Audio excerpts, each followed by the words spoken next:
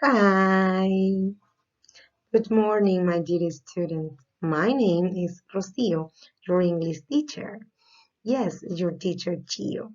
University College and me welcome you a new lesson in English today. Yes, now le damos la bienvenida a cada uno de ustedes el día de hoy a nuestra nueva lección de inglés.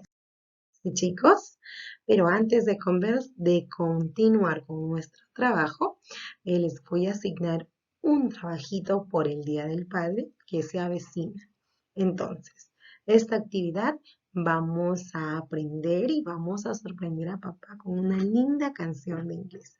Espero que les guste, lo practiquen. Les dejo el videito ahí para que ustedes puedan practicar todos los días, porque ya está muy cerca el Día del Padre, y de esa manera cantarle a nuestro papá y decir cuánto lo amamos, pero esta vez en inglés. ¿Está bien, mis amores? Muy bien, ahí les dejo cuándo tienen que enviar y a dónde tienen que enviar. Muy bien, mis amores. Ahora vamos a continuar. Well, now we're going to talk about the passive voice. Yes, like the last class. But now recognize some differences between active voice and passive voice. Bien, vamos a continuar con el tema de la voz pasiva y la voz activa en tiempo pasado. Recordemos que la última clase estuvimos viendo sobre estos ejemplos como ciertos inventores, ¿verdad? Lo que habían inventado, ¿verdad? Habíamos puesto en contexto de las personas que habían creado ciertas cosas, hablando de ellas y por quienes fueron creadas, ¿verdad? El día de hoy vamos a continuar relativamente con ese tema, pero vamos a conocer ciertas diferencias dentro de lo que es la voz activa y la voz pasiva.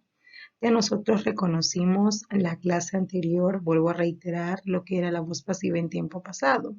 Rules for simple past, active voice, and passive voice. This part you want to copy in your notebook, please. Okay, copy, write. Vamos a copiar esta tabla de diferencia en nuestro cuaderno de inglés.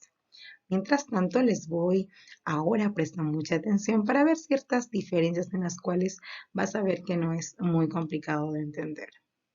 La voz activa podemos usar dentro de la segunda forma del verbo. Como por ejemplo, podemos hacer el uso de el sujeto, el verbo en pasado y el complemento que requeramos, ¿no? En este caso va a ser simple. Nuevamente podemos decir el sujeto, el verbo que quiero exponer y el complemento, ¿verdad? De esa manera nosotros reconocemos el sujeto, el verbo en pasado y finalmente el complemento. Bien, en este caso vamos a reconocer, vale mencionar, de la segunda forma del verbo que es en tiempo pasado, ¿no? A diferencia de la voz pasiva, ¿no? Nosotros solemos usar o se suele usar el pasado del verbo to be. Es importante que reconozcan eso, el pasado del verbo to be. ¿Recuerdas tú que el verbo to be, al igual que otros verbos, tiene, ¿no? Su diferencia en presente y en pasado. Bien, entonces aquí lo encontramos que el pasado del verbo to be es was y were. Vamos a conjugar en este caso con la tercera persona del verbo. ¿No es así? Por ejemplo, selfies was clicked by the girl. By girl. Selfies was clicked by the girl. Selfies were clicked by the girl. En este caso vamos a utilizar cierta forma de poder trabajar y diferenciar con la voz activa y la voz pasiva. En encontramos un ejemplo en el cual nosotros habíamos mencionado, ¿no? Lo que es o lo que menciona, por ejemplo, esta casa fue construida en 1915. Fue construida de forma, es decir, estamos hablando en pasivo. La forma comparativa del activo y el pasivo se diferencian dentro de lo siguiente, ¿no?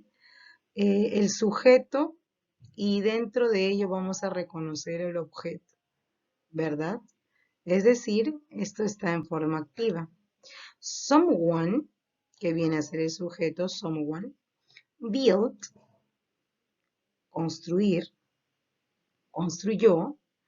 Esta casa, la casa es el objeto de cual estamos nosotros mencionando, en 1915.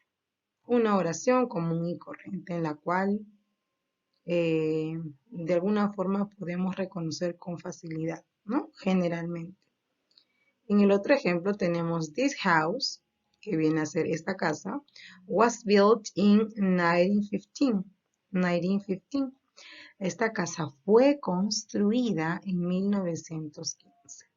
Entonces siempre la voz pasiva de alguna manera va a llevar esto, lo que es el verbo to be en pasado. Ahí lo vas a reconocer de inmediato. Para hacer de forma pasiva voy a tener que usar el verbo to be en tiempo pasado. Lo que es was y lo que es were. Entonces, la forma pasiva ya les dije, les mencioné, en este caso no lleva was, ¿no? Para que se forme la forma activa, ¿no?